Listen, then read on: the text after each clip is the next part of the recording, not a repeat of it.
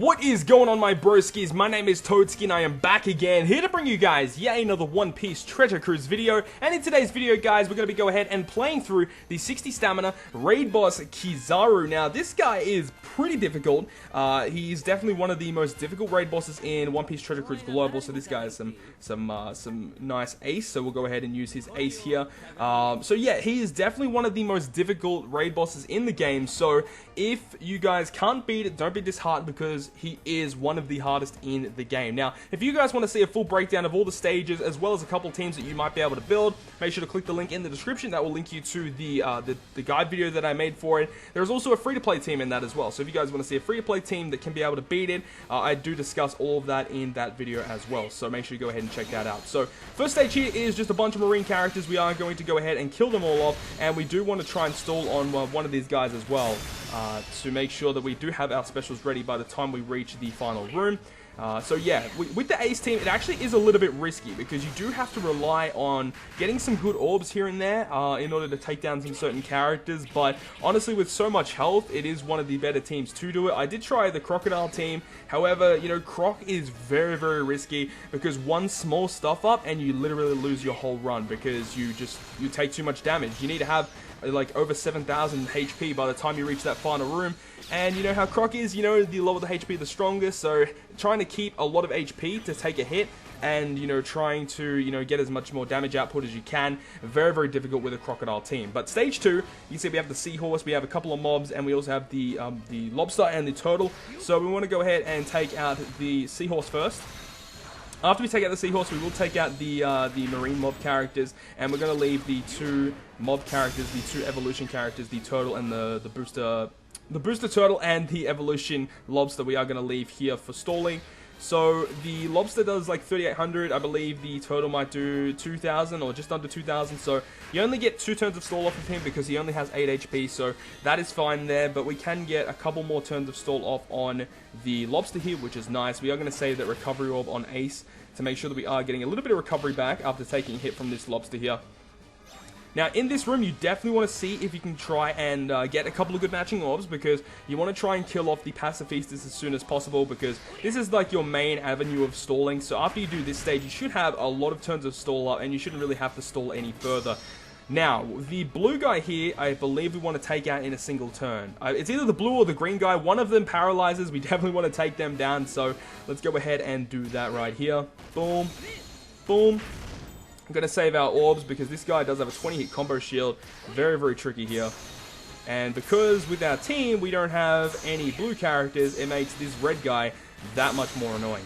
Boom. Okay, that is fine. After that red guy attacks, he does berserk himself, so he'll begin to attack every single turn. Now, on this room here, we have the purple one with the perfect barrier, and we also have the yellow one. Now, the yellow one, every single turn will go ahead, or not every single turn, but every 2 turns, he's going to go ahead and give you negative orbs every 2 turns. So you definitely want to take him down. After taking him down, then you can focus all your attacks onto the purple guy. So we are going to take this guy down. Lots of damage output there. Now, this final guy here, we want to see if we can get some purple orbs, not purple orbs, sorry, our green orbs on our aces, because we want to do as much damage as possible in that first turn. So boom, you can see there, we already got 1 green orb on ace, we got 1 on Zephyr, which is fine. I think this should be enough damage output. But now we've finally reached the final room against KIZARU. So KIZARU here will go ahead and put up a delay protector, and he'll go ahead and roll back all your dex units specials by 1 turn. Very, very annoying ability, which means we do have to take 1 hit from KIZARU, unfortunately. So with this first turn here, we want to try and deal as much damage as possible with our characters, making sure to hit perfects for the highest chain. Boom, and boom. Good damage there from ace. Really, really good.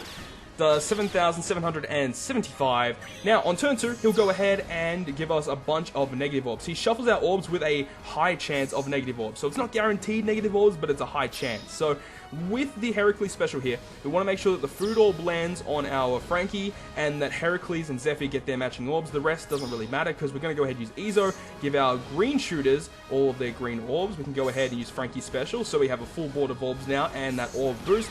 Zephyr for the type boost, and then ace to lock the orbs, and really substantial damage output. Now, as long as we hit our perfects, we shouldn't have any issues whatsoever with taking this guy down. So I'm just going to focus for a minute here to make sure that we can take him down. Boom. Boom. Boom. Boom, and boom. Perfect. Okay, so we've taken down KIZARU. However, he does revive once his HP reaches 0. So he revives with 1.5 million HP. Really, really annoying. Or it's 1,060,000. So now, after this turn here, he goes ahead and puts up a damage limiter. So that damage limiter means that any character that is green, blue, or red, green, blue, or red do 50,000 damage, and that is the limit that they do. And then that means that you really have to have strong Psi and Int characters on your team in order to actually kill this guy off. So now we get 2 turns in order to deal 1,060,000 HP, so we shouldn't have any issues with that. Once again, we got to make sure that we're hitting our perfects. Boom, boom, and then we're making sure that at the end of our chain, we're ending with Zephyr and Heracles because they aren't affected by the damage limiter, which is fine. Now he blinds us, which isn't actually that bad because, you know, he doesn't have that much HP left. Just got to make sure that we do hit our perfects at least, or hit a couple of perfects, but it's a very, very tricky, as I said, very, very tricky raid boss, but we did end up beating it, and that is how I'm probably going to end up farming this KIZARU raid boss. But anyways, hope you guys enjoyed this video, and if you guys did, make sure to smack the like button down below, and if you want to stay up to date with all the content I post, including more One Piece Treasure Cruise content, make sure to hit the subscribe button down below. But other than that, guys, I will see you guys within the next video.